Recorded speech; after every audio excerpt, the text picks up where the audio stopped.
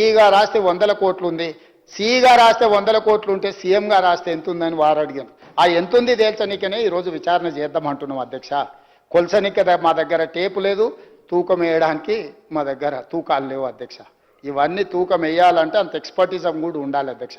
అందుకే అధ్యక్ష ఈ సభలో సుదీర్ఘమైన చర్చ ద్వారా ప్రజలకు వాస్తవాలను వివరించడం ద్వారా ఆనాటి నుంచి ఈనాటి వరకు కాకతీయుల నుంచి కాళేశ్వరం ప్రాజెక్టు వరకు జరిగిన పరిణామాల మీద చర్చించడం ద్వారా ఈరోజు ఆయన మీకు ఏమాత్రం అవగాహన లేదు, మీ అవగాహన గిట్లుంటుంది గట్లుంటుంది అని మాట్లాడుతుంది అధ్యక్ష. నేను ఒక మాట సింపుల్గా చెప్పదలుచుకున్నా అధ్యక్ష. బ్యారేజీలు వేరు, డ్యామ్లు వేరు. బ్యారేజ్ అనేది నీటిని మళ్లింపు చేయడానికి కానీ నీళ్లను ఎత్తిపోసుకోవడానికి కానీ కట్టేది బ్యారేజ్. నీటిని నిల్వ చేయడానికి కట్టేది డ్యామ్. డ్యామ్ అంటే Srisailam dam, Nagarjuna Sagar dam, Sriram Sagar dam.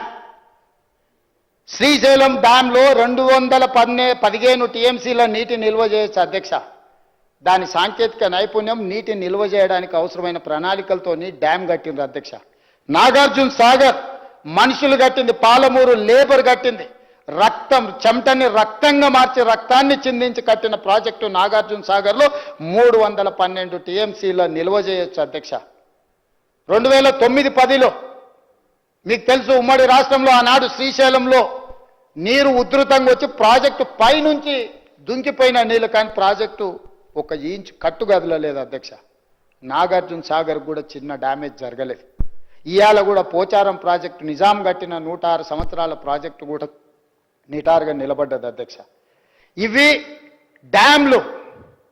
Barrage అనేది ఒక పరక్క బ్యారేజ్ ఏదైతుందో నీటి నిల్వ ప్లస్ నీటి మళ్లింపు కోసం కట్టారు. ఎందుకంటే అక్కడ సాయిల్ మొత్తం హార్డ్ రాక్ ఉంది, అక్కడ కుంచుకుపోవడానికి, కుదించుకుపోవడానికి, కుంగిపోవడానికి అక్కడ నైసర్గిక స్వరూపము దానికి అనుకూలంగా ఉంది కాబట్టి వాటన్నిట్లలో ఈరోజు అక్కడ నీళ్ళు నిల్వ పెట్టారు అధ్యక్ష. ఇవాళ వీళ్ళు కట్టిన ఈ మేడిగడ్డ, అన్నారం, సుందిల్ల, మేడిగడ్డ కట్టిన ప్రాజెక్టుకి కన్నెపల్లి దగ్గర పంప్ హౌస్ ఉంది. సుందిల్ల దగ్గర కట్టిన, అన్నారం దగ్గర కట్టిన బ్యారేజ్కి ఇంకొక పంప్ హౌస్ ఉంది. సుందిల్ల దగ్గర కట్టిన పంప్ హౌస్కి, అదే బ్యారేజ్కి ఇంకొక పంప్ హౌస్ ఉంది అధ్యక్ష. మేడిగడ్డ నుంచి ఎత్తి అన్నారంలో పోయాలి, అన్నారంలో పోసిన నీటిని అంతే వేగంగా ఎత్తుకొని సుందిల్లలో పోయాలి, సుందిల్లలో పోసిన నీళ్లను ఎత్తి శ్రీపాద ఎల్లంపల్లిలో పోయాలి. అక్కడి నుంచి మీకు మల్లన్న సాగర్ కావచ్చు, కొండపోచమ్మ కావచ్చు, రంగనాయక సాగర్ కావచ్చు, ఇతర ప్రాంతాలకు నీటిని తరలించడానికి చేసుకున్న ఏర్పాట్లు అధ్యక్ష. ఇవన్నీ సైమల్టేనియస్గా పనిచేయాలి. మేడిగడ్డ దగ్గర ఎత్తిపోస్తే అన్నారంలో పంపులు పనిచేయకపోతే 5 నిమిషాలలో ఎందుకు కాకుండా పోతుంది అధ్యక్ష?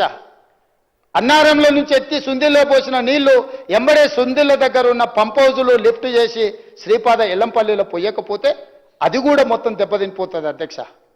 2018-19లో పూర్తి చేసిన ప్రాజెక్ట్ 5 సంవత్సరాలలో వీళ్ళు 162 టీఎంసీలను లిఫ్ట్ చేసిండ్రు అధ్యక్ష, మొత్తం 5 సంవత్సరాల కాలానికి. అందులో 10-15% ఎవాపరేషన్ పోతే నికరంగా మిగిలింది 100 టీఎంసీలు ప్లస్. ఈరోజు ఆ 100 టీఎంసీలు 5 ఏళ్లలో ఎత్తుతే కరెంటు బిల్లు 9,500 కోట్ల రూపాయల అధ్యక్ష. ఇక ఇప్పుడు మీరు చెప్పండి అధ్యక్ష, 3,460 మెగావాట్లతోనే నిర్మించి గ్రావిటీ ద్వారా తుమ్మిడిఏటి నుంచి శ్రీపాద ఎల్లంపల్లికి నీళ్లు తెచ్చుకొని అక్కడి నుంచి తెలంగాణ రాష్ట్రంలో 16,40,000 ఎకరాలకు నీళ్లు ఇచ్చే ప్రాజెక్ట్ అవసరమా?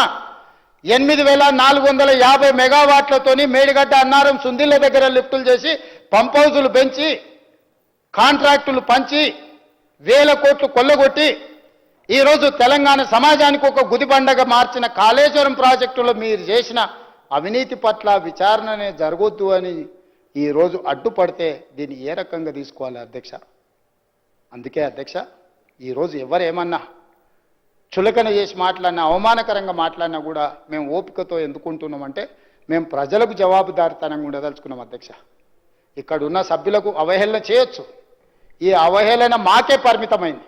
కానీ మా నిర్ణయంలో లోపం ఉంటే తెలంగాణ సమాజం మమ్మల్ని ఎప్పటికీ క్షమించదు. శాశ్వతంగా దోషులుగా మేము నిలబడాల్సి వస్తుంది. ఈరోజు ఈ దుర్మార్గాన్ని ప్రశ్నించడానికి, దుర్మార్గం మీద విచారణ చేయడానికే ఈరోజు అన్ని రకాలుగా మేము ప్రయత్నం చేసినాం అధ్యక్ష. నేను వివరణ ఇచ్చే ముందే నీటి లభ్యత ఎట్లుంది, నిధుల లభ్యత ఎట్లుంది, ప్రాజెక్టులు పేరు మార్చి ఊరు మార్చి అంచనాలు మార్చి పాల్పడ్డ అవినీతి మీద అన్ని రకాల వివరాలు నేనే కాదు బట్టి విక్రమార్క గారు శ్రీధర్ బాబు గారు ముఖ్యంగా మా ఉత్తమ్ కుమార్ రెడ్డి గారు అన్ని వివరాలను సంపూర్ణంగా ఈ సభలో చెప్పారు. అదేవిధంగా మా మిగతా మంత్రులు సభ్యులందరూ కూడా మాట్లాడినారు.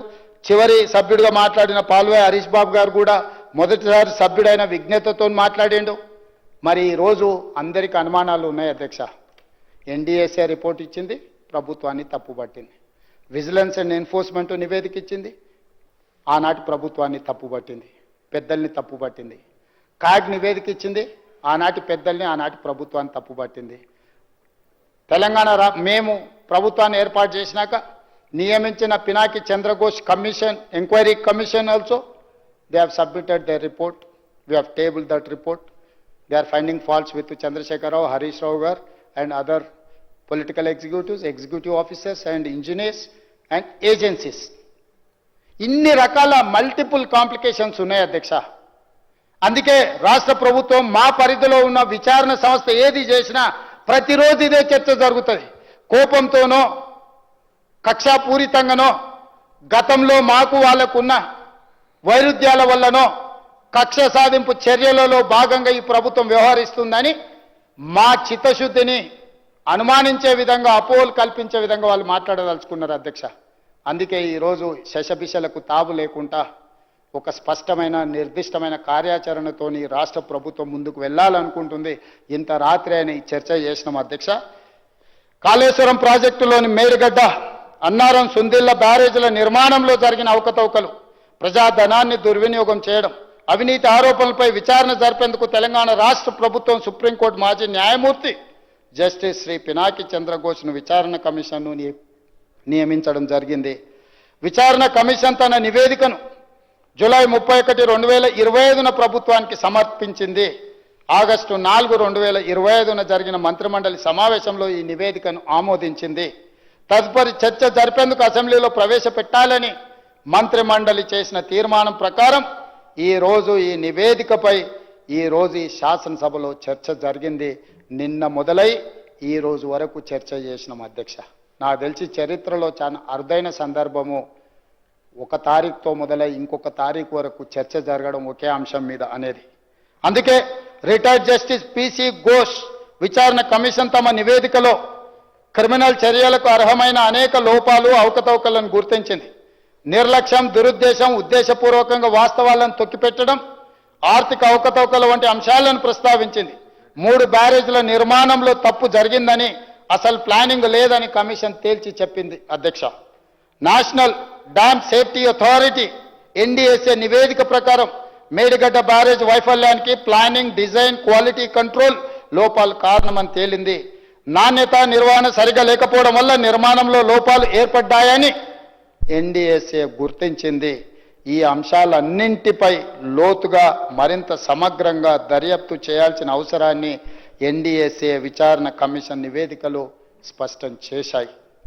ఈ ప్రాజెక్టులో అంతర్రాష్ట్ర అంశాలు, కేంద్ర రాష్ట్ర ప్రభుత్వాలకు చెందిన వివిధ శాఖలు, ఏజెన్సీలు పాలు పంచుకున్నాయి.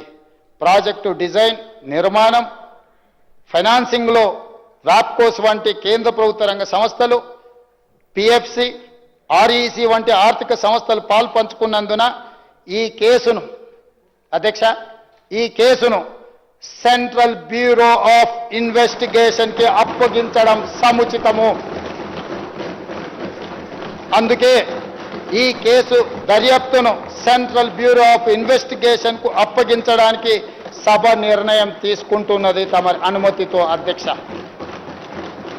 ఎన్నో రకాల అంశాలు, విచారణ అర్హమైన విషయాలు ఇందులో ఉండడం వల్ల సిబిఐ ఎంక్వైరీకి మా ప్రభుత్వం ఆదేశాలు జారీ చేయనైనది. ఈ సభ దీన్ని ఏకగ్రీవంగా ఆమోదించి సిబిఐ ఎంక్వైరీలో ఊరు, పేరు, అంచనాలు మార్చి దోచుకున్న వాళ్ళందరినీ శిక్షించడానికి అవసరమైన నిజాయితీతో కూడుకున్న విచారణ జరగాలని ఆశిస్తూ తమరి దగ్గర సెలవు తీసుకుంటున్న అధ్యక్ష.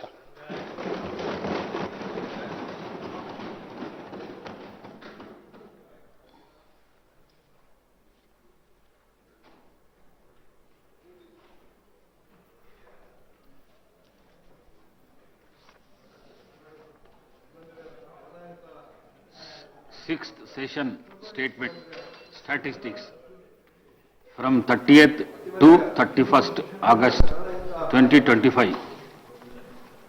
Number of days for which the assembly sat 2 days. Number of hours for which the assembly worked 13 hours 40 minutes. Number of speeches made by the members 26. Number of bills introduced and passed 5. Number of short discussed 1. Party positions in the assembly as on 31st 08/2025.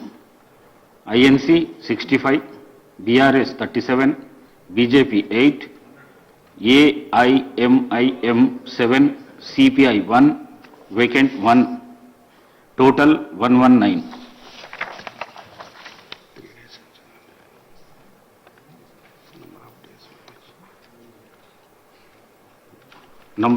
Number of days which the assembly sat 3 days.